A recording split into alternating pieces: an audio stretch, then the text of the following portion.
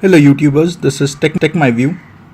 Today we are going to do a quick review of the new features that have been added within the Galaxy S7 post the Nougat update. I've got the Galaxy S7 Edge version. The features are most probably the same that would be within the S7 and the S7 Edge. However, the S7 Edge gets some of the new Edge panels that we would be looking at. The first feature that we are going to look at is the toggle positions. Quick access toggles are something that we use dozens of times every day without paying much attention. We pull down the drawer to perform tasks such as enabling or disabling the Wi-Fi, Bluetooth, rotation lock, flashlight, location, etc. We've already seen that when the beta version was launched, there was multiple color options that was given to the notification toggle, from the usual vertical layout to the horizontal layout and so on. So toggles, as we can see here, get a nice splash of color in Nougat, and they have also been repositioned. Individual toggles, as you can see, have been spaced out so that you don't accidentally hit any specific or any other toggle while you're trying to switch a location or mobile data and so on.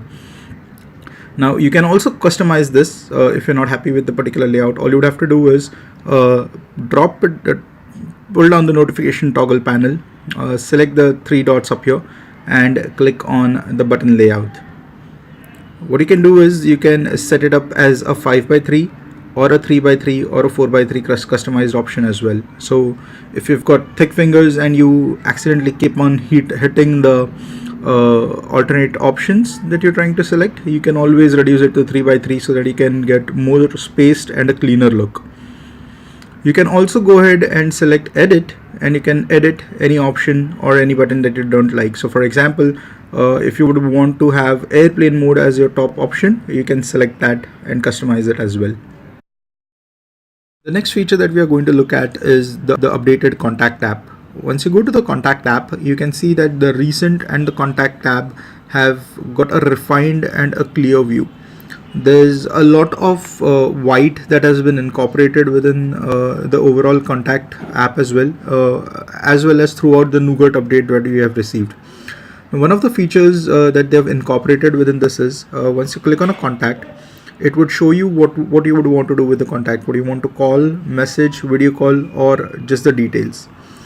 The swipe to the right for making a call and swipe to left for sending a message still remains.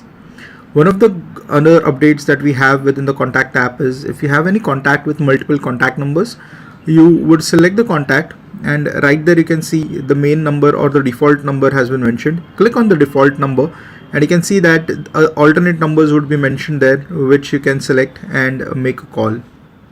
Similarly, you can go ahead and update any of those numbers as default as well. So a pretty handy update. You wouldn't have to go into the menus, you wouldn't have to go or dig deep to search for an alternate number to make a contact. Okay. Next up, we've got the phone app. Once you hit the phone app, you can see that the overall look has been changed. It's more of a white and a cleaner look. Again, if you dial a specific number, you can see that there's a lot of splash color that has been added to any number that you dial. So for example, if you look at this, the background color keeps on changing. That's a bit of a aesthetic or a cosmetic change that you can say has been added. Overall, it's just a feel good factor. There's no additional feature to it, but it's just a feel good factor to have on the phone.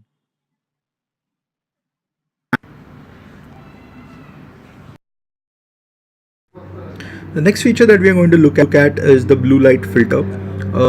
Blue light is a kind of a light that is emitted from most of the electronic devices, which is considered as an overexposure to the human eye in dark condition. Now, most of the times we are surrounded by notebook, tablet, smartphones, TVs, and other electronic devices, which usually emits a blue light. And overexposure to the blue light during the night time induces sleeplessness and usually tends to harm your eye with continuous usage of the phone during the dark environment or the dark light environment. Now, swiping down on the drop down, you can see that the blue light filter has already been turned on my phone. You can see the clear difference between the displays once I select the blue light filter on and off. This is more of your night mode that you can schedule. You would have custom options of when to enable the blue light displays as well. You can set it to turn itself on during sunset to sunrise, or you can set a custom schedule for use during your night environment as well. The next feature that we are going to look at is the edge screen update. Swiping from the right opens the edge screen. One of the quick updates that you can see here is that the compass gets a new look. It's got a black background with yellow text, and overall it feels good, an aesthetic change. It still functions the same way. It's just that the aesthetics have been changed. Similarly, the scale and the flashlight options have also received the black background.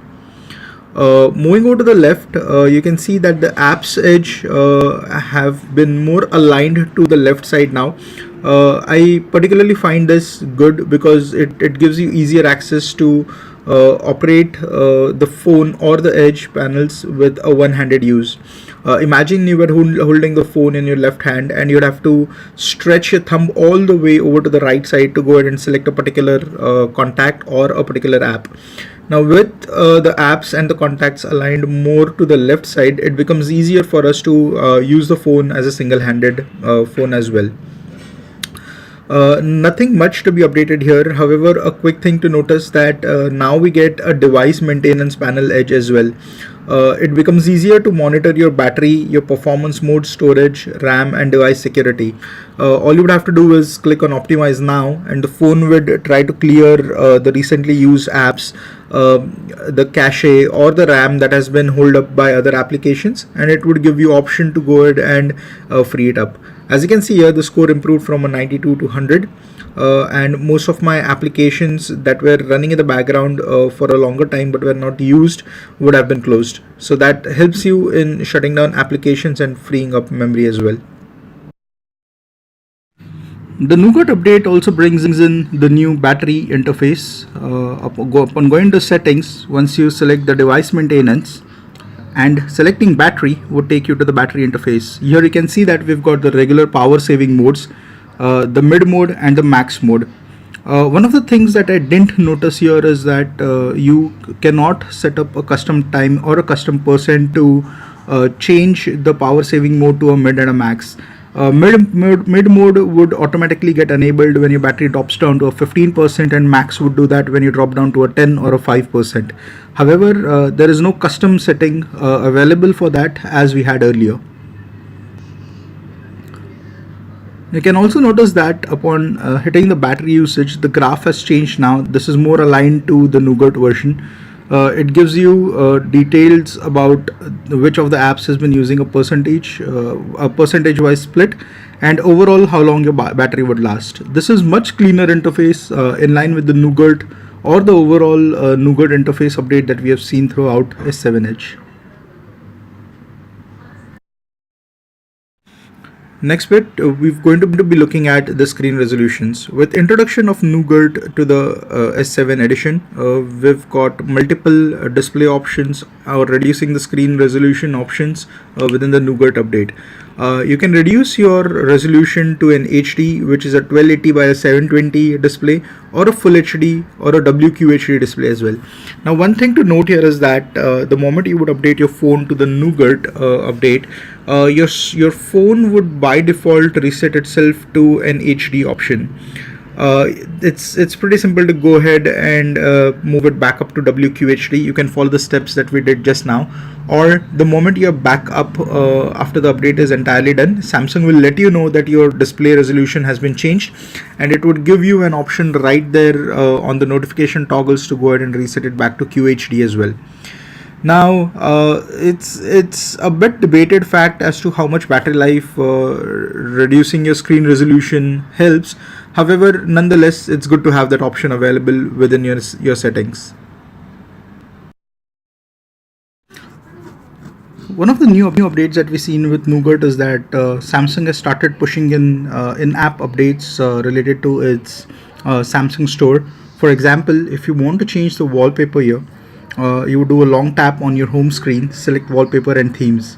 Now, in the earlier version of Android, it used to directly take you to your wallpapers that you would have downloaded off the web.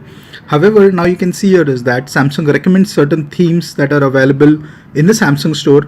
It gives you a lot of recommendations on wallpaper, themes, and specific icons as well that would be suited to your choice.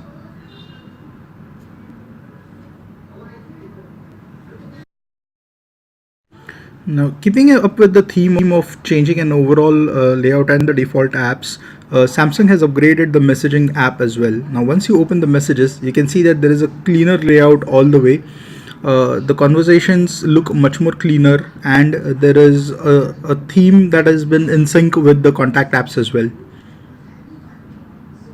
You can still swipe left to go ahead and send a message to a particular contact, or you can still swipe to the right for calling up a particular contact. Well, those were the updates that I was able to identify within the new Nougat version. If you guys think there are any additional changes that I might have missed out, please do let me know in the comment section, and I can go ahead and do a quick review on those as well. Thank you. Please like and subscribe.